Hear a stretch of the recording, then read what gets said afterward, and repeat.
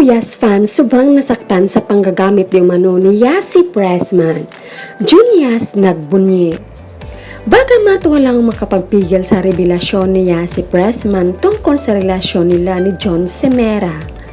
Sa sunod-sunod na post na aktres sa kanyang Instagram account, nagpapatunay na matagal nang magkarelasyon ang dalawa.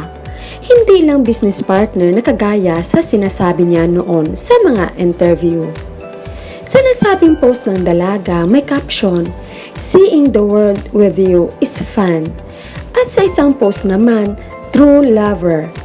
Talagang nagbunyi ang mga fans ng Junya sa nasabing post.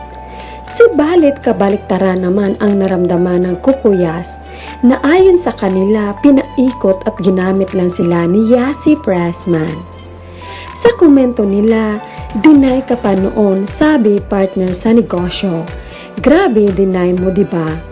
Ngayon din na siya deny kasi tapos na daw gusto niya sa inyo." Saad pa nila, ganun talaga sa showbiz. Deny muna kasi nag-uumpisa pa lang. Pag doon na sila sumikat sa kayumaman, doon na mag-reveal. Sa kabilang banda, binalikan talaga ng mga netizens ang interview noon ni Yassi Pressman with Tito Boy Abonda. Ayon pa sa aktres, hindi po sa basketball player. He's part of our marketing team. At napaniwala naman noon ang